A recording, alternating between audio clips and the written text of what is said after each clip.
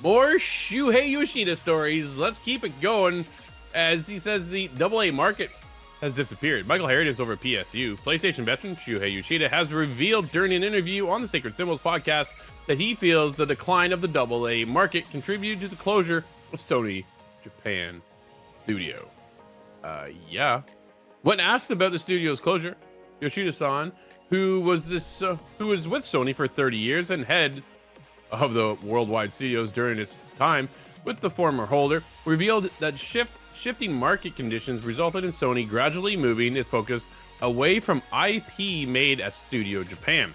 During my time, people gave me credit, but one of the things I was not successful at was having a successful service game, and the other thing is I was not able to be amazingly successful games made in Japan. Other than Gran Turismo, we had many great products, but didn't really have many AAA level successful products. That became more and more important as the big games became bigger. The indies filled the gap, and the AA market seemed to have disappeared. Most of the IPs that Japan Studio had were in the smaller AA size group, and the market became really difficult for these kinds of games. For example, after Gravity Rush 2, the game's director and creator of Silent Hill tried to come up with a new concept, but we were not able to greenlight any of his new concepts, even though they were really interesting. Isn't that unfortunate, Michael? Because we're missing that gap right now. But is it being filled by the indie space?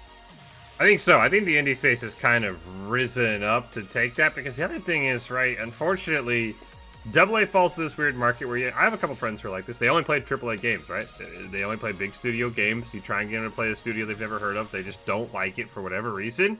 But then when they hear, indie, it almost feels like indie is like this studio to them when it isn't, right? But they're like, oh, indie game. That's cool. I'll play that. And so I think AA kind of falls into this weird space where you're like, oh, AA, okay, it's probably missing something. It's missing some polish.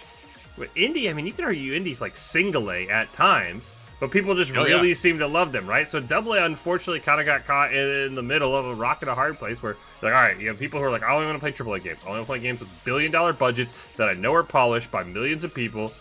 And then you have people who are like, I want to play indie games. I want to support single devs. I want to support small dev teams.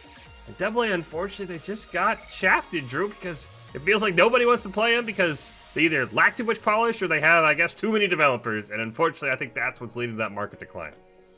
Yeah, it's a weird space sometimes to figure out exactly where we are, right? Like some of these games, we just reviewed Eternal Strands. Dude, is that AA?